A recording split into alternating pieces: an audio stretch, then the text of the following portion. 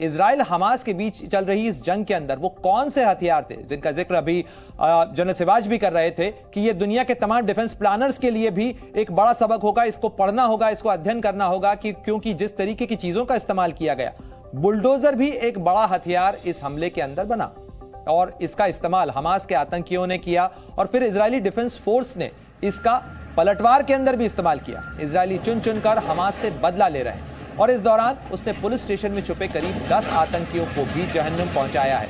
ये तस्वीरें हम आपको बता रहे हैं कि किस तरीके से इस हमले को अंजाम दिया गया और इजराइल और हमास के बीच में जो जंग चल रही है उसमें दोनों तरफ तबाही देखने को मिल रही है। जैसे रॉकेट के जवाब में रॉकेट और सैनिकों के बदले सैनिक, वैसे ही बुलडोजर के बदले बुलडोजर अटैक। इजराइल हमास के बीच जारी जंग में बुलडोजर की एंट्री तो कल सुबह ही हो गई थी, लेकिन रात होते होते इजराइल ने भी उसी बुलडोजर से पलटवार किया। तस्वीरें इजराइल के सैडरोड शहर की हैं। बुलडोजर भी इजराइल की डिफेंस फोर्स का है और जिस बिल्डिंग को तोड़ा जा रहा है वो सैडरोड शहर का पुलिस स्टेशन है। लेकिन ये कार्रवाई हमास के आतंकियों के खिलाफ है।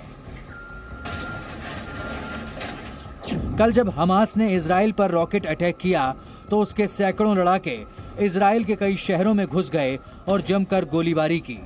इसके बाद जब इजराइल ने जवाबी कार्रवाई शुरू की तो हमास के आतंकी जान बचाने के लिए भागने लगे। ऐसे ही कुछ आतंकी सैडरोड के पुलिस स्टेशन में दाखिल हो गए और इसे अपने कब्जे में ले लिया। जैसे ही इजराइल की बॉर्डर पुलिस और डिफेंस फोर्स को पता लगा तो स्टेशन को चारों तरफ से घेर लिया गया और आतंकियों को बाहर खदेड़ने की कोशिश होने लगी। लेकिन जब हमास के आतंकी बाहर नहीं आए तो मौके पर बुलडोजर बुलाया गया और शुरू हो गया आतंक के खिलाफ एक्शन।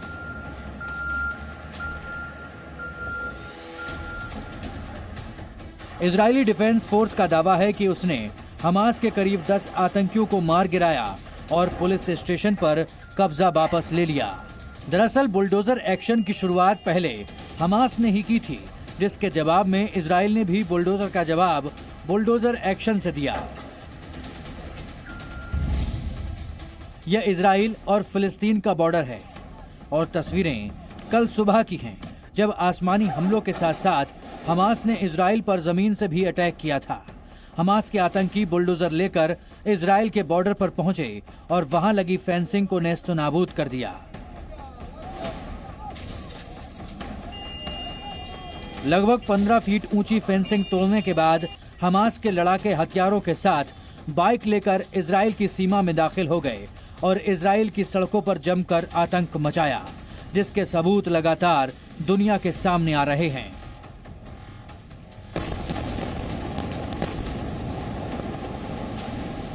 दिन भर हमास इजराइल पर हमला करता रहा। दोपहर के बाद इजराइल ने भी पलटवार शुरू कर दिया। एयरफोर्स ने गाजा में हमास के ठिकानों पर एयर स्ट्राइक कर दी, कई इमारतों को मिट्टी में मिला दिया, तो वहीं जमीन पर भी लगभग 20 जगह इजरायली डिफेंस फोर्स और हमास के आतंकियों के बीच झड़प होती रही। जिस वक्त इजरायली सैनिक हमास के लड़कों को ढूंढ ढूंढ कर ढेर कर रहे थे, तभी कुछ आतंकी सैडरोड के पुलिस स्टेशन में घुस गए। घुसे तो जान बचाने के लिए थे, लेकिन इजरायली डिफेंस फोर्स ने इसी पुलिस स्टेशन में उनको दफन कर दिया। इजराइल का नक्शा अगर आप देखें तो आपको इस बात का अंदाजा आसानी से लग जाएगा कि वो चारों तरफ दुश्मनों से घिरा हुआ है। आपको बताते हैं कि दरअसल 20,000 वर्ग किलोमीटर का एरिया वाला इजराइल करीब करीब 1068 किलोमीटर लंबा सीमा रखता है और यह सीमा जॉर्डन, फिलिस्तीन, मिस्र, लेबनान और सीरिया से लगी हुई है। इन सभी देशों के इजराइल के साथ बहुत अच्छे ताल्लुकात नहीं है और कई देशों के साथ तो उसकी कई बार जंग और झड़प भी हो चुकी है। इजराइल ने यहां 16 फीट तक ऊंची अभेद्य फेंसिंग बना रखी है और यह फेंसिंग खास तौर पर ऊंची और बेहद चौकन्नी मानी जाती है गाजा पट्टी के इलाके में, जहां कंक्रीट की फौलादी दीवारें और फेंसिंग दोनों का इस्तेमाल किया गया है और दीवार को जमीन से करीब करीब 8 फीट नीचे भी बनाया गया है, नीचे से बनाया गया है ताकि यह मजबूत भी रहे और साथ ही इसे तोड़ना या पार करना आसान ना हो। और इसीलिए इजराइल की सीमाओं को अभेद्य माना जाता है। कहा जाता है कि इजराइल का एयर डिफेंस सिस्टम हर हवाई हमले को काट सकता है, इसीलिए इसे आयरन डोम कहा जाता है। लेकिन उसके बावजूद हमास के आतंकी हमले ने जमीन, हवा और पानी के रास्ते घुसपैठ का जो बवंडर खड़ा किया, उसने इजराइल के इस सुरक्षा तंत्र को तार-तार कर दिया। इजराइल की सुरक्षा की पोल खोल दी और एक के बाद एक हमास के करीब 5000 से ज्यादा रॉकेट और मोर्टार इजराइल के हवाई क्षेत्र के अंदर दाखिल हो गए, जिसने साफ कर दिया कि इजराइल का यह सुरक्षा तंत्र पूरी तरह से न तो अचूक है न अभेद्य। तो आखिर अभेद्य दीवार को भी एक जगह से भेदा तो जा ही सकता है।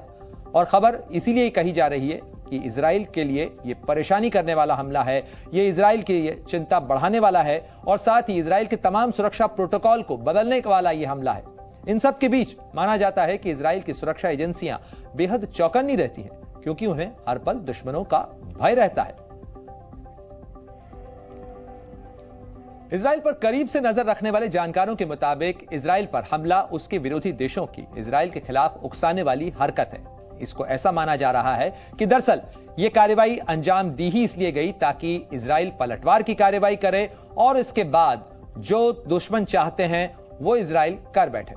इजराइल को सिर्फ हमास से खतरा नहीं है, बल्कि लेबनान में मौजूद हिजबुल्लाह से भी उससे खतरा है, जिसे लेबनान के दक्षिणी हिस्से से इजराइल पर हमला करना शुरू कर दिया है। हिजबुल्लाह ईरान समर्थित आतंकी गुट है जो फिलिस्तीन के पक्ष में खड़ा होकर इजराइल पर हमला कर रहा है। आज सुबह इजराइल के लोग उठे तो इजराइल में शीबा फार्म्स में 3 चौकियों पर हिजबुल्लाह के रॉकेट और बम दागे गए। दूसरी तरफ तालिबान ने भी इजराइल के खिलाफ मोर्चा खोलने का ऐलान किया है। तालिबान ने ईरान, इराक और जॉर्डन से अपने लिए रास्ता मांगा है और तालिबान ने कहा है कि उसे इजराइल जाने का रास्ता दिया जाए, क्योंकि वो यरूशलेम को जीतना चाहता है। यरूशलेम को लेकर यहूदियों, ईसाइयों और मुसलमानों के बीच में विवाद का पुराना इतिहास है।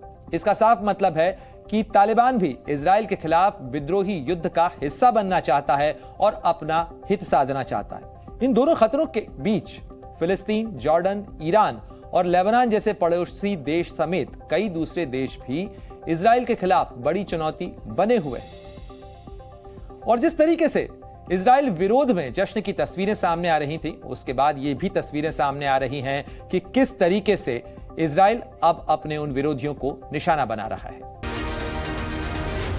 जी न्यूज़।